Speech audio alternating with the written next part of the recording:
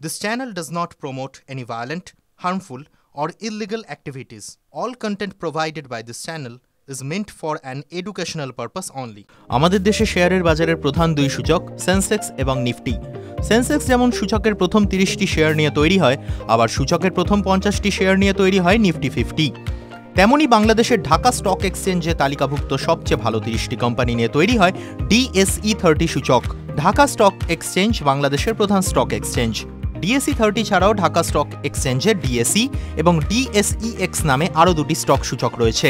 অন্যদিকে Dhaka stock exchange ছাড়াও বাংলাদেশে রয়েছে চট্টগ্রাম স্টক এক্সচেঞ্জও। বাংলাদেশের প্রথম সারির সংবাদ মাধ্যম প্রথম আলো তাদের প্রতিবেদনে বলছে, ডিএসই 30 সূচকে অন্তর্ভুক্ত হয়েছে খান ব্রাদার্স পিপি ওভেন ব্যাগ নামক একটি সংস্থা। অভিযোগ, এই সংস্থাটি আদপে একটি বন্ধ হয়ে যাওয়া সংস্থা এবং কারসাজির মাধ্যমে তারা তাদের শেয়ারের দাম বাড়িয়ে দিয়েছে। অন্যদিকে ডিএসই 30 সূচক থেকে বাদ পড়েছে বহুজাতিক company Heidelberg cement, Beximco limited, ইসলামী ব্যাংক এবং সামিট পাওয়ারের মতো কোম্পানি। বাংলাদেশের সংবাদ মাধ্যমের অভিযোগ, খান ব্রাদার্স পিপি ওভেন ব্যাগ নামক কোম্পানিটি আসলে বন্ধ হয়ে গিয়েছে, তাও তারা এখন লিস্টেড সে দেশের দুটি স্টক এক্সচেঞ্জে। এছাড়াও তাদের বিরুদ্ধে বিভিন্ন অভিযোগ রয়েছে, তারা নাকি কারসাজির মাধ্যমে তাদের শেয়ারের দাম বাড়িয়ে দিয়েছে যাতে সেই কোম্পানি ডিএসই 30 সূচকে অন্তর্ভুক্ত হতে পারে। ডিএসই সূচকে দেখা গিয়েছে 2 বছরে 1833% বৃদ্ধি পেয়েছে ওই কোম্পানির শেয়ারের দাম।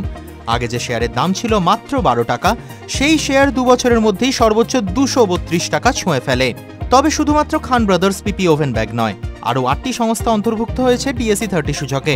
Walton hitech industries, prime bank, Kohinoor chemicals, Mobil Jamuna Bangladesh, Lanka Bangla finance, Padma oil, ITLC finance এবং বাংলাদেশ সাবমেরিন কেবলস রয়েছে সেই তালিকায়।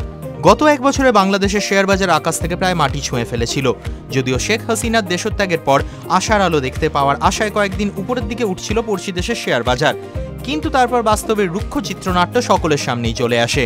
ফের গোত্তা খেয়ে মাটিতে আছড়ে পড়ে বাজার, তারপর মাটি ছেড়ে যেন ধীরে ধীরে পাতাল ঘরে প্রবেশ করছে বাংলাদেশের শেয়ার বাজার।